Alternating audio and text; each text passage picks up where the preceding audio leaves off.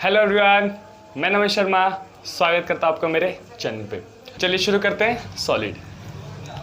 तो guys basically solid होता क्या है, पहले डेफिनेशन सुन लेंगे, फिर उसके बाद उसकी प्रॉपर्टीज और कुछ एग्जांपल्स के साथ सॉलिड को कंप्लीट करके लिक्विड पे बढ़ेंगे। तो शुरू करते हैं। The particles of solid are very close to each other, they have negligible space between and they vibrate at their places। तो डेफिनेशन क्या कह रहा है कि जो सॉलिड के पार्टिकल्स होते हैं वो बहुत ज़्यादा क्लोज होते हैं and they have negligible space between them. और क्या होता है, उनके पार्टिकल्स के स्पेस के बीच में बिल्कुल भी जगह नहीं होती, नेग्लिजिबल स्पेस होता है। और वो क्या करते हैं, वाइब्रेट एट देयर पेसेस। वो मूव तो कर नहीं सकते बिकॉज क्या है, स्पेस तो बहुत कम है, वो मूव तो इधर उधर कर नहीं सकते, तो वो अपनी ही जगह पे वाइब्रेट करते रहते हैं। सॉलिड के पार्टिकल्स बहुत ज़्यादा क्लोज होते हैं, they have negligible space between them, और उनके बीच में बिल्कुल भी स्पेस नहीं होता, और इसी वजह से क्या है, वो अपनी ही जगह पे वाइब्रेट करते हैं। स्पेस मिलता नहीं, मूव कर नहीं पाते हैं, तो वो अपनी जगह पे वाइब्रेट करते हैं। किसी का एग्जांपल लेके करें तो हाँ चलो देखो, ये भी सॉलिड है, ठीक है। तो ये सॉलिड क्या है कि इसके पार्टिकल्स बहुत ज़्यादा अच्छी तरीके से आपस में इंटरमॉलिक्यूलर फोर्स से जुड़े हुए हैं, स्पेसेस भी बहुत ज़्यादा कम है, तो इस वजह से क्या है कि ये कहीं भी मूव नहीं करता। अगर मैं मान लो कि ना थोड़ा पानी लेता हूँ और मैं उसको फेंकता हूँ तो वो क्या है, धीरे धीरे मूव करने लग जाएगा, फ्लो करने लग जाएगा। लेकिन सॉलिड ऐसा नहीं कर पाता because of the space between the particles of the solid is less than the liquid. क्योंकि क्या है कि सॉलिड के बीच में जो स्पेस होता है वो लिक्विड से कम होता है, इसलिए लिक्विड फ्लो कर पाता है, सॉलिड फ्लो नहीं कर पाता। तो चलिए सॉलिड की कुछ प्रॉपर्टीज देख लें हम। First is the particles of solids have a strong intermolecular forces between them. क्या होता है, जैसे कि मैंने बताया कि इनके पार्टिकल्स के बीच में बहुत ज़्यादा एकदम स्ट्रॉन्ग इंटरमॉलिक्यूलर फोर्सेस होता है, जिस वजह से क्या है, वो अपने शेप को बनाए रखते हैं। सेकंड पॉइंट देख लेते हैं कि the solids have a fixed shape and a fixed volume. क्यों? Because of the intermolecular forces between them spaces कम होता है, मूव कर नहीं सकते, और मूव नहीं करेंगे, अपनी बाउंड्रीज के अंदर ही रहेंगे, तो वो क्या है, अपने शेप को भी चेंज नहीं करेंगे ना अपने वॉल्यूम को चेंज करेंगे। देखिए ये है, अपने शेप को चेंज करता, मैं नीचे फेंक दूं तब भी नहीं चेंज करेगा, मैं यहाँ मार दूं तब भी चेंज नहीं करेगा। क्यों?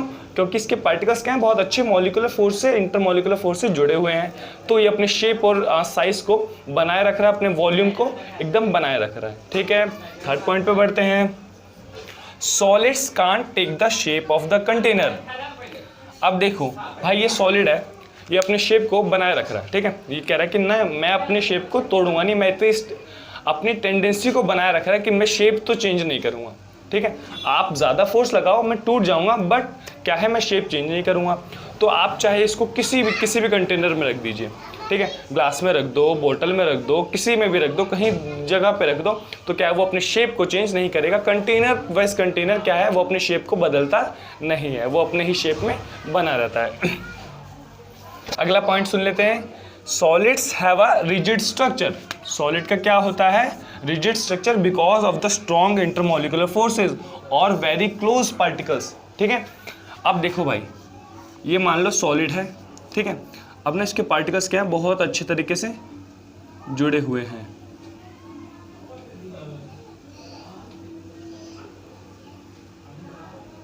तो भाई देखो स्ट्रॉन्ग इंटरमॉलिक्यूलर फोर्सेस से जुड़ा हुआ है, ठीक है। सॉलिड को देखो, जो पार्टिकल्स हैं इसके बहुत अच्छे तरीके से जुड़े हुए हैं। अब इनके पार्टिकल्स के बीच में देखो स्पेस बिल्कुल कम है, जिस वजह से क्या होता है कि इनके बीच का इंटरमॉलिक्यूलर फोर्सेस बहुत ज़्यादा हाई हो जाता है, और वो इंटरमॉलिक्यूलर फोर्सेस हाई होने की वजह से क्या है, वो अपने रिजिड स्ट्रक्चर को बनाए रखता है। कहता भाई कि मैं इस मोशन में हूँ, मैं इस और अपने रिजिड स्ट्रक्चर को बनाए रखता है, ठीक है। कहता है कि भाई मैं अपने शेप को ना साइज को चेंज नहीं करूंगा, मैं अपने रिजिड स्ट्रक्चर को बनाए रखूंगा, जैसे कि ये मार्कर आपने देखा, ये भी एक सॉलिड है, इसके पार्टिकल्स क्या होंगे, बहुत अच्छे तरीके से आपस में जुड़े हुए होंगे, जिस वजह से ये भी अपने शेप को एकदम रिजिड बनाए हुए हैं। आप इसको मोड़ नहीं सकते, मोड़ोगे क्या होगा, ज़्यादा एक्सटर्नल फोर्स लगाओगे ये टूट जाएगा, लेकिन ये कंप्रेस भी नहीं होगा ना मुड़ेगा। सेम अगला पॉइंट यही है कि सॉलिड्स आर इनकम्प्रेसिबल। सॉलिड्स क्या होते हैं? इनकम्प्रेसिबल होते हैं। क्यों इनकम्प्रेसिबल भाई? अभी तो बताया यार कि देखो ना, पार्टिकल्स के बीच में जगह है ही नहीं, आप कंप्रेस कहाँ करोगे भाई? जगह होगी तब ना कंप्रेस करोगे, तो जगह है ही नहीं तो कंप्रेस होते ही नहीं है। ना सॉलिड कंप्रेस होता है ना लिक्विड कंप्रेस होता है। तो यार पॉइंट्स तो हो गए, प्रॉपर्टीज तो हो गई। अब कुछ स्पेशल केसेस देख लेते हैं जिसमें क्या है कि कुछ एक्सेप्शंस होते हैं, ठीक है, कि यार आपने पॉइंट्स तो बताया लेकिन कुछ ऐसे ऐसे पॉइंट्स इसमें अप्लाई हो रहे हैं जो सॉलिड्स में तो आने ही नहीं चाहिए। तो देख लेते हैं, उनको क्लियर कर लेते हैं। तो फर्स्ट है स्पॉन्ज।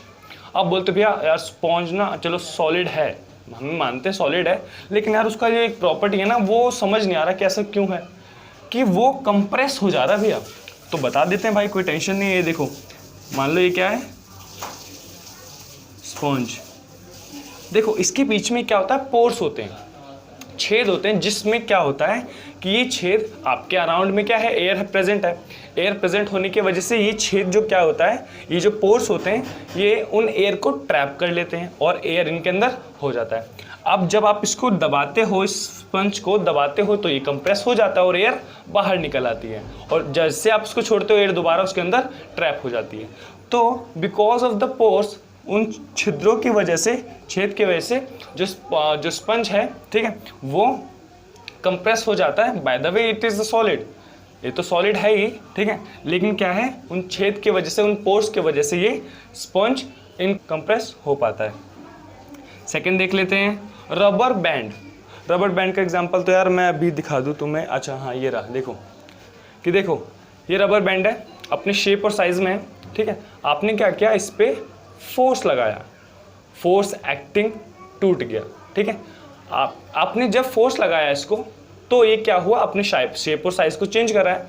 मैंने शेप छोड़ा, इसको फोर्स छोड़ा, क्या है, दोबारा अपने देखो शेप में आ गया, ऑलमोस्ट अपने शेप में है। तो क्या है, because of the external force ये अपने शेप को और साइज को चेंज करता है, लेकिन अगर आप वो एक्सटर्नल फोर्स हटाते हो तो वो दोबारा अपनी शेप में वापस आ जाता है। एक्सटर्नल फोर्स अगर ज़्यादा हो जाए तो आपने देखा क्या होगा, वो टूट जाएगी चीज़ें। थर्ड क्या है, third is hour glass. Our glass, हमारा ग्लास, तुम्हारा ग्लास।